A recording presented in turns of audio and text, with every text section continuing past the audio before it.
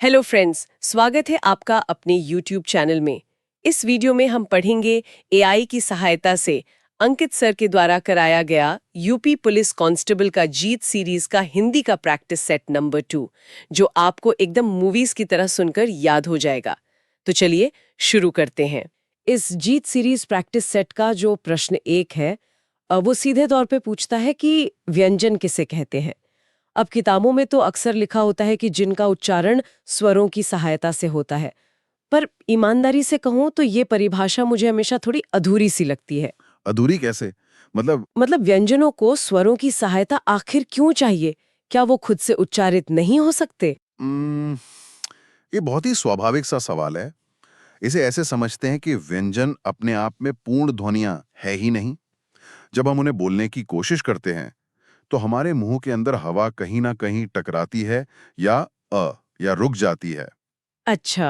हाँ, तो बिना किसी स्वर को जोड़े किसी भी व्यंजन को स्पष्ट रूप से और जोर से उच्चारित करना इंसान के लिए लगभग असंभव है। अगर मैं इसे एक उपमा से समझूं तो क्या हम ये कह सकते हैं कि स्वर एक रेलगाड़ी के इंजन की तरह है, जो अपने दम पर पटरियों पर दौड़ सकते हैं, और व्यंजन उन डिब्बों की तरह है जिनमें खुद चलने की ताकत नहीं है। उन्हें आगे बढ़ने के लिए स्वरों यानी उस इंजन की मदद चाहिए ही चाहिए। अरे वाह, ये बिल्कुल सटीक उपमा है। जब हम क बोलते हैं, तो ध्यान दीजिए उसके अंत में की ध्वनि छिपी होती है। बिना के क सिर्फ एक हलंत वाली ध्वनि है जाएगा जिसे आप स्पष्ट नहीं बोल सकते। सही कह रहे हैं आप। और इसी विज्ञान पर हमारा प्रश्न 2 भी आधारित है कि हिंदी वर्णमाला में व्यंजन वर्णों की संख्या कितनी मानी गई है। तो मूल रूप से ये संख्या 33 है। 33 व्यंजन। ठीक है, मैं समझ गई। लेकिन फिर प्रैक्टिस सेट के प्रश्न 3 में पूछा गया है कि देवनागरी लिपि में कुल वर्ण यानी स्वर और व्यंजन मिलाकर कितने हैं, तो वहां संख्या 52 हो जाती है। अब ये 33 और 52 का क्या गणित है? मुझे इसमें हमेशा उलझन होती है। देखिए, ये उलझन बहुतों को होती है। 11 मूल स्वर हैं और 33 मूल व्यंजन हैं। ये मिलकर हुए 44। 44। इसके बाद हमारे पास कुछ संयुक्त व्यंजन होते हैं, कुछ उत्क्षिप्त व्यंजन होते हैं और कुछ अयोगवाह होते हैं। इन सबको जब हम एक व्यवस्थित ढांचे में पिरोते हैं ना, तो कुल 52 वर्ण बनते हैं। और ये 52 का अंक कोई मनमाना अंक नहीं है। अच्छा, तो इसका भी कोई लॉजिक है? बिल्कुल, ये वो पूरी रेंज है जो इंसान के मुंह से निकलने वाली लगभग हर संभव और स्पष्ट ध्वनि को कवर कर लेती है, एक पूरे स्पेक्ट्रम की तरह। स्पेक्ट्रम की बात की आपने, तो इस स्पेक्ट्रम में कुछ ध्वनियां बहुत ही दिलचस्प होती हैं। जैसे प्रश्न 4 में य र ल व के बारे में पूछा गया है कि ये किस वर्ग के व्यंजन हैं। इन्हें अंतःस्थ कहा जाता है। अब ये नाम ही बड़ा भारी भरकम है, इसका क्या मतलब हुआ? अंतःस्थ शब्द को अगर हम तोड़ें तो अंतः का मतलब होता है बीच में और स्थ का मतलब होता है स्थित होना। यानी ये ऐसे वर्ण हैं जो पूरी तरह से खुले स्वरों और पूरी तरह से रुके हुए व्यंजनों के ठीक बीच में स्थित हैं। बीच में। मतलब ये न तो पूरी तरह से स्वर की तरह काम करते हैं और न ही व्यंजन की तरह। एकदम सही पकड़ा आपने। जब हम पूर्ण व्यंजन बोलते हैं तो हवा मुंह में कहीं ना कहीं ब्लॉक होती है। जब स्वर बोलते हैं तो हवा बिल्कुल नहीं रुकती। लेकिन जब हम य या व बोलते हैं तो हमारे मुंह के अंग जैसे जीभ, होठ, तालु ये एक दूसरे के बहुत करीब तो आते हैं, लेकिन हवा को सील नहीं करते। ओहो, मतलब हवा एक पतले रास्ते से निकल जाती है। अब समझ आया।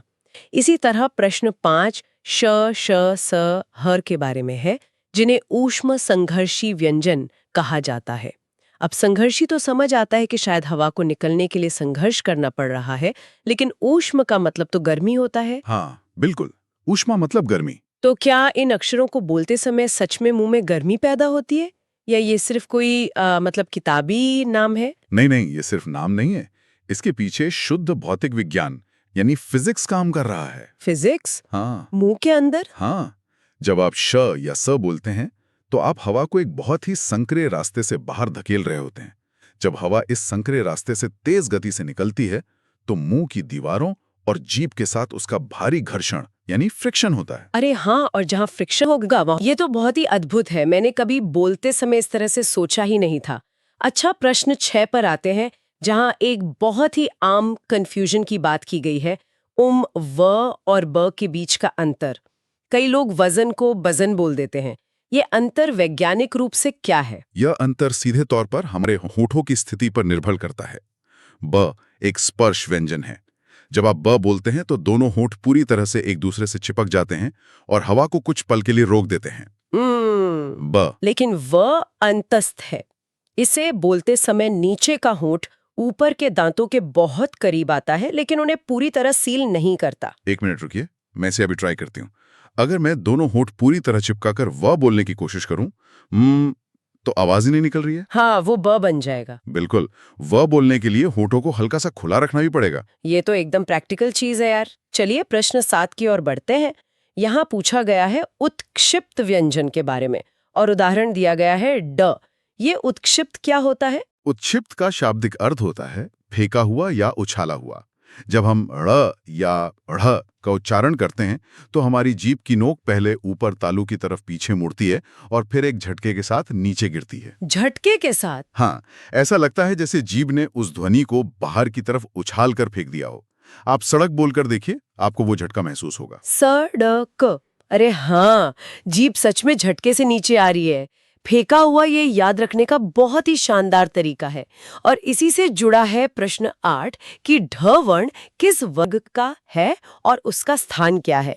तो ये ट वर्ग का चौथा वर्ण है, मतलब ट ठ ड ढ। बिल्कुल, और ये जो क्रम है ना, ट ठ ड ढ, इसे याद रखना बहुत जरूरी है।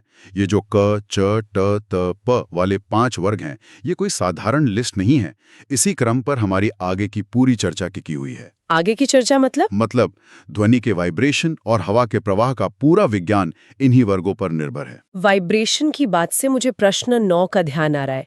इसमें पूछा गया है कि जिन वर्णों का उच्चारण करते समय केवल श्वास का प्रयोग किया जाए, उन्हें क्या कहते हैं? इसका जवाब है अघोष। क्या हम इस घोष और अघोष के कॉन्सेप्ट को थोड़ा आसान भाषा में डिकोड कर सकते हैं? जरूर जरूर। देखिए, हमारे गले में स्वर तंत्रियां होती हैं जिन्हें वोकल कॉर्ड्स कहते हैं। घोष का मतलब होता है गूंज या नाद, यानी वाइब्रेशन। जब हवा इन वोकल कॉर्ड से टकराकर उन्हें कंपाती है तो गूंज पैदा होती है। अच्छा। और अघोष का मतलब है बिना गूंज के, यानी जब हम अघोष वर्ण बोलते हैं तो स्वर तंत्रियों में कोई कंपन नहीं होता।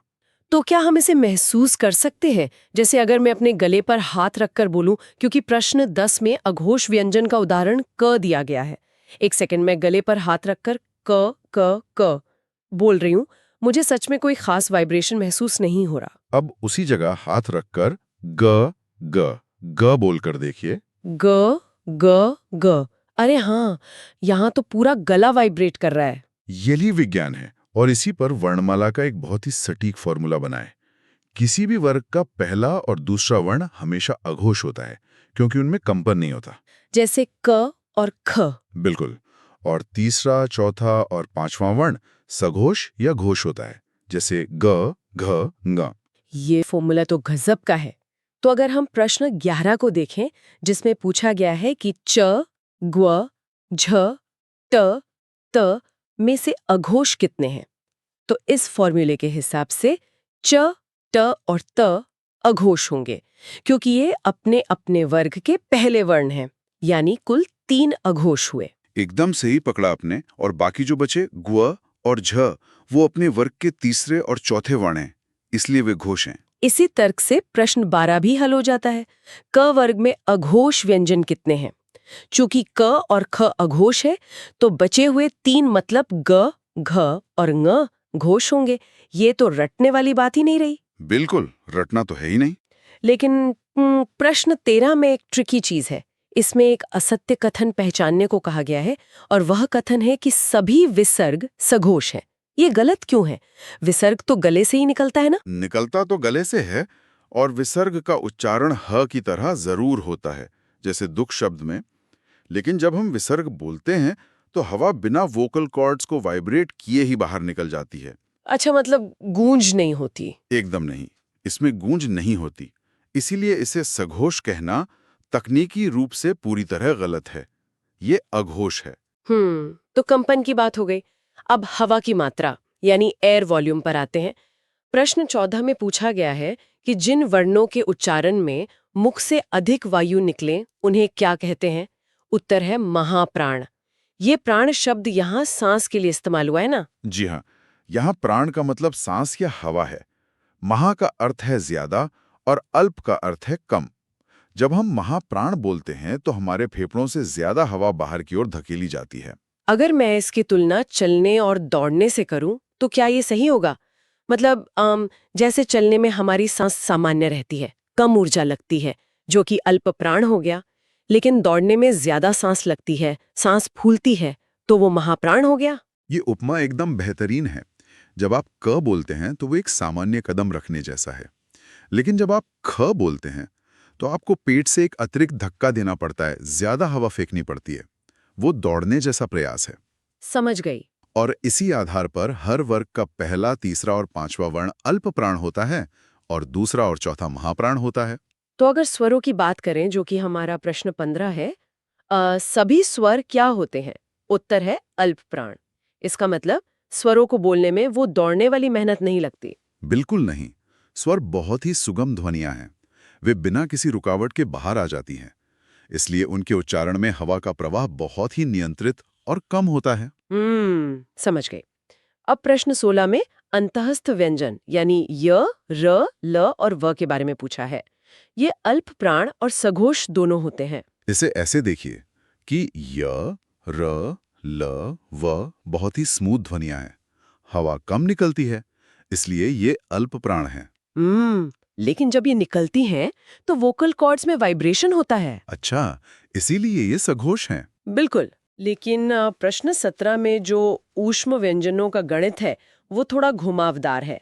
प्रश्न कहता है कि ह को छोड़कर बाकी तीनों ऊष्म व्यंजन यानी श, श, स क्या हैं? उत्तर है ये अघोष है। तो ह को इस ग्रुप से अलग क्यों कर दिया गया? यही तो इस भाषा का बारीक विज्ञान है। श, श, स बोलते समय सिर्फ हवा मुंह के अंदरूनी हिस्सों से रगड़ खाती है। वोकल कॉर्ड्स वाइब्रेट नहीं करते। लेकिन जब आप ह बोलते हैं तो घर्षण के साथ साथ स्वर तंत्रियों में एक भारी गूंज पैदा होती है। इसीलिए ह सघोष हो जाता है। परीक्षा में अक्सर ऐसे ही अपवाद पूछे जाते हैं ताकि रटने वालों को पकड़ा जा सके। ये सच में एक ट्रैप है। अब प्रश्न 18 पर गौर करते हैं। च, छ, ज, झ को उनकी विशेष प्रकृति के कारण स्पर्श संघर्षी कहा जाता है। अब हमने ऊष्म संघर्षी तो सुना था, ये स्पर्श संघर्षी क्या है? जब हम च बोलते हैं तो पहले हमारी जीभ तालू को स्पर्श करती है, हवा को पल भर के लिए रोकती है। फिर जब हवा बाहर निकलती है तो वो एकदम से मुक्त नहीं होती, बल्कि जीभ और तालू के बीच से रगड़ खाती हुई, यानी संघर्ष करती हुई बाहर आती है। एकदम सही। इसमें स्पर्श और संघर्ष दोनों हो रहे हैं, इसलिए इन्हें स्पर्श संघर्षी कहा जाता है। अरे वाह! तो अब तक हमने देखा कि हवा कैसे बनती है, गले में वाइब्रेशन कैसे होता है। अब बात करते हैं उस रास्ते की जहां से ये ध्वनि बाहर आती है, मतलब मुंह का पूरा भूगोल। हाँ, और अगर आप ध्यान दें तो हमारे पूर्वजों ने कंठ यानी गले से लेकर ओष्ठ यानी होठों तक ध्वनि के बाहर आने के क्रम में ही पूरी वर्णमाला डिजाइन कर दी है। ये किसी वाद्य यंत्र को बजाने जैसा है। मुझे तो ये बिल्कुल गिटार या पियानो जैसा लगता है। जैसे पियानो की अलग-अलग कीज दबाने से अलग आवाज आती है, वैसे ही हमारा मुंह एक इंस्ट्रूमेंट है। तो चलिए इस वाद्य यंत्र को प्रश्न 19 के जरिए बजाते हैं। कंठिया से निकलने वाली ध्वनि कौन सी है? क, ख, ग, घ, ङ। देखिए, आवाज का सफर फेफड़ों से शुरू होकर सबसे पहले गले में ही आकार लेता है। इसीलिए वर्णमाला का सबसे पहला वर्ग यानी क वर्ग कंठ्य ध्वनियों का है। और फिर हम थोड़ा आगे बढ़ते हैं। प्रश्न 20 में पूछा है कि कौन सा वर्ण दंते नहीं है, और इसका उत्तर ट है, क्योंकि ट मूर्धन्य है। अब ये मूर्धा कहाँ होती है मुंह में? मूर्धा वो कठोर हिस्सा है जो आपके ऊपरी दांतों के मसूड़ों के ठीक पीछे तालू की शुरुआत में होता है। जब आप ट या ठ बोलते हैं तो आपकी जीभ पीछे की तरफ मुड़कर उस कठोर हिस्से पर चोट करती है।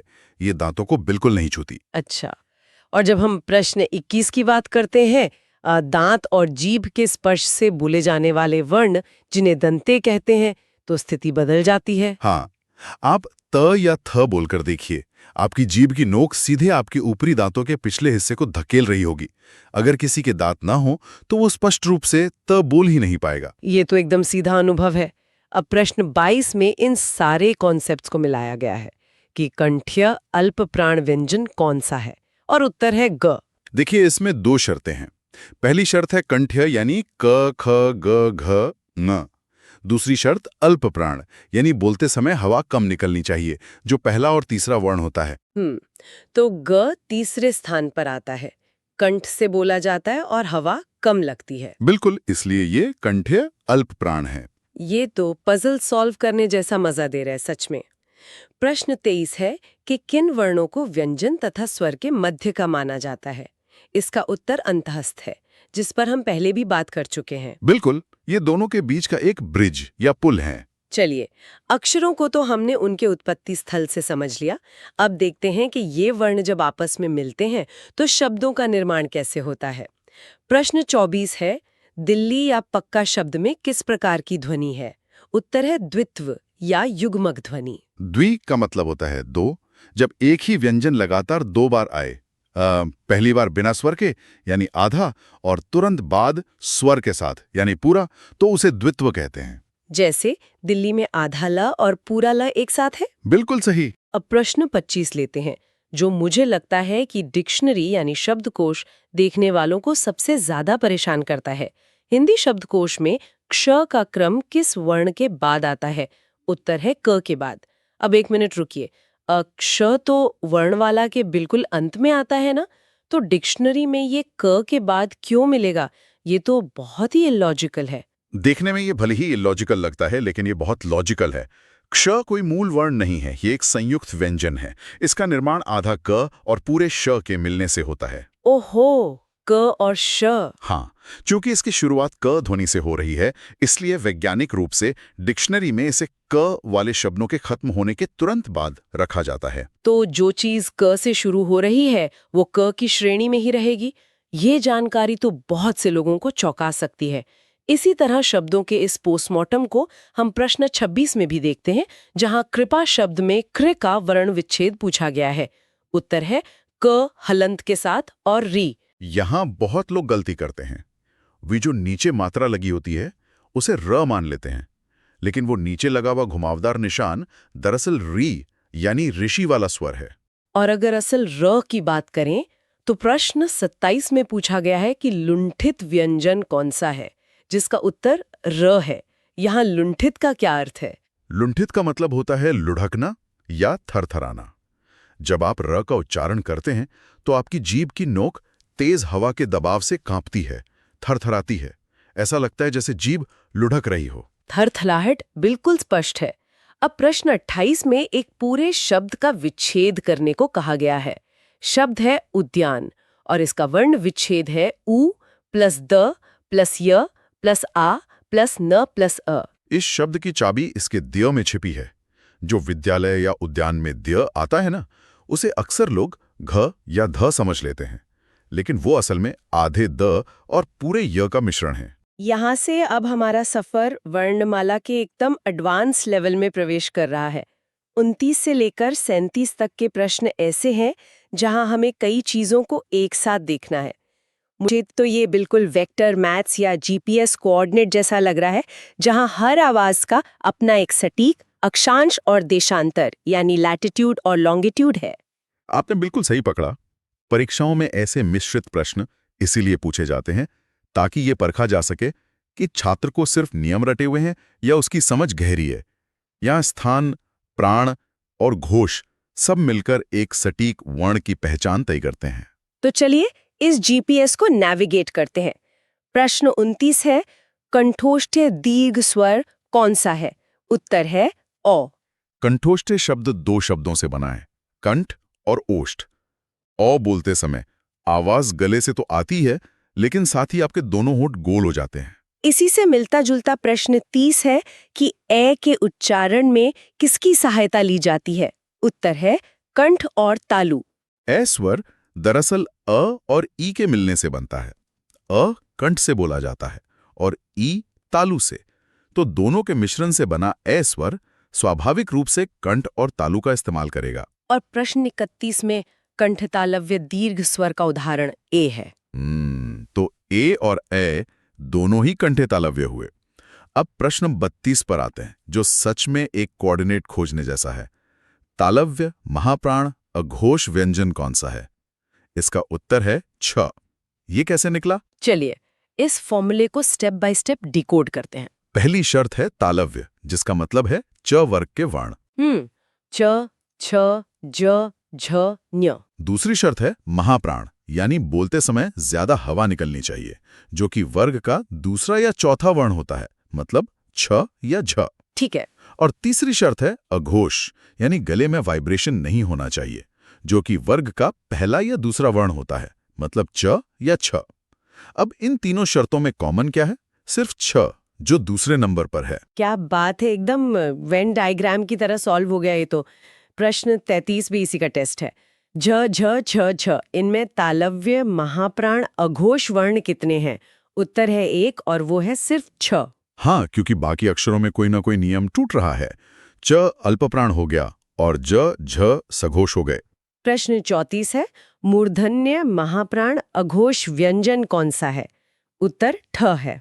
फिर से वही वेन डायग्राम लगाइए। मूर्धन्य यानी ट वर्ग, महाप्राण अघोष मतलब वर्ग का दूसरा वर्ण, तो ट वर्ग का दूसरा वर्ण हुआ ठ। प्रश्न 35, दंत्य, वर्त्य, अल्पप्राण, अघोष वर्ण कौन सा है? उत्तर है त। यहाँ वर्त्य का मतलब मसूड़ा या दांत की जड़ होता है। त दंत्य है, बोलते समय कम हवा लगती है इसलिए अल्पप्राण है, और गले में गूंज नहीं होती इसलिए अघोष है। लेकिन प्रश्न 26 में एक बहुत ही चालाक गुगली फेंकी गई है। ग, ज, छ, ट, इनमें तालव्य, महाप्राण, घोष वर्ण कितने हैं? और उत्तर है 0। यही प्रेजेंस ऑफ माइंड का असली टेस्ट है। तालव्य, महाप्राण, घोष वर्ण की तीनों शर्तों को सिर्फ झ पूरा करता है। लेकिन प्रश्न में जो लिस्ट दी गई है उसमें झ है ही नहीं, इसलिए इसका उत्तर 0 है। ये तो वाकई खतरनाक ट्रैप था। खैर चलिए, अब हम आज के प्रैक्टिस सेट के आखिरी पड़ाव पर हैं। प्रश्न 37 पूछता है कि य का उच्चारण स्थान क्या है? उत्तर है तालु। मेरा ये चैनल जब हम य बोलते हैं सब्सक्राइब करें तो जीभ का और बीच मेरे का हर हिस्सा अपडेट ऊपर तालु की ओर आपको उठता मिले, है, इसलिए इसके यह लिए विशुद्ध रूप से बेल आइकन तालव्य है। जरूर दबाइएगा। तो दोस्तों